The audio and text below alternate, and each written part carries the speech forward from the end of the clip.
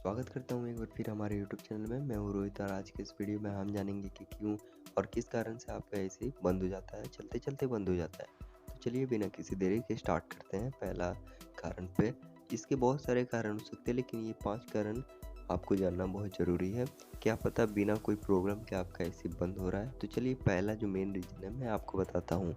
पहला main reason आप कुछ नहीं है बल्कि ये है कि जब भी आप अपने एसी को चलाते हैं तो वो टेम्परेचर मेंटेन करके कट ऑफ हो जाता है, सडनली ऑफ हो जाता है। इसका मतलब ये है कि दोस्तों आपने 20 पे एसी रखा है और आपके घर में 20 डिग्री टेम्परेचर अर्थात आपके रूम में 20 डिग्री टेम्परेचर एसी कर दिया है, जिसके कारण वो सेंसर के द्वारा रूम एम्बिएंट सेंसर के द्वारा उसे बंद कर देता है, एसी को कट ऑफ कर देता है, यानी कि आउटडोर में सप्लाई भेजना बंद कर देता है, जिसके कारण कंप्रेसर बंद हो जाता है और आपका कूलिंग सिस्टम बंद होता है। जैसे ही 20 से ऊपर 21 तरफ जाता है टेम्परेचर, वैसे ही रूम कूलिंग फिर से चालू हो जाता है, अर्थात कंप्रेसर को फिर लाइन भेज देता है इंडोर और आपका कूलिंग सिस्टम बना रहता है।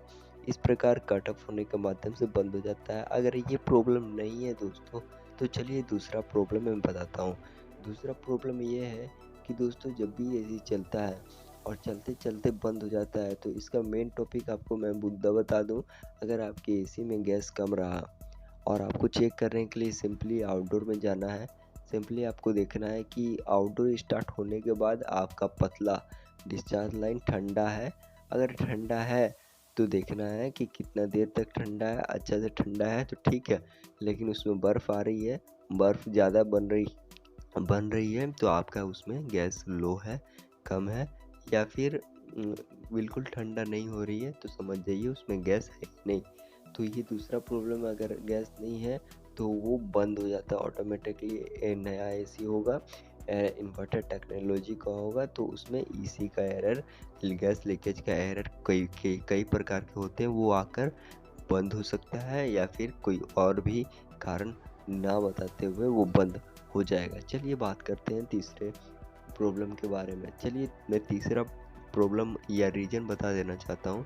जो तीसरा प्रॉब्लम है आपको जानकर बहुत हैरानी होगी कि ये नॉन इन्वर्टर का है और ये प्रॉब्लम मैं बता रहा हूँ कि जब भी एसी बंद होता है तो उसका जो कैपेसिटर होता है लगभग 1.5 साल 2 साल चलने के बाद वो कमज़ोर हो जाता है। हाई एम्पियर लेने के बाद वो बंद हो जाता है। तो ये मेन टॉपिक होता है कि लगभग 5 मिनट चला, 6 मिनट चला, वो हाई एम्पियर लेकर ड्रॉप हो जाता है, गिर जाता है, अचानक सडनली कंप्रेसर बंद हो जाता है, जिसके कारण वो ना फैन मोटर चलाती है, पूरी तरह से आउटडोर बंद हो जाता है।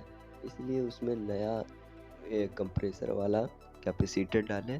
तो यही गाइस कहना चाहूँगा कि ये तीसरा टॉपिक भी जानकर आपको हैरानी हुई होगी कि कैपेसिटर के कारण भी आपका एसी बंद हो जाता है। चौथा प्रॉब्लम भी कोई ख़ास प्रॉब्लम नहीं होने वाली है, आपके रिमोट के कारण सडनली एसी बंद हो रहा होगा। क्या पता आपने कभी टाइमर सेट किया होगा, वो टाइमर रीसेट नहीं किया है आपने, जिसके बाद आपको बहुत तकलीफ़ हो रही होगी। तो सिंपली गाइज़ आपको क्या करना है, पीछे वाले बैटरी को खोलना है रिमोट के और सिंपली वो रीसेट हो जाएगी दोबारा लगाने के कारण। दोबारा बैटरी लगाइए, वो बिल्कुल रीसेट हो जाएगी, नई जैसी हो जाएगी।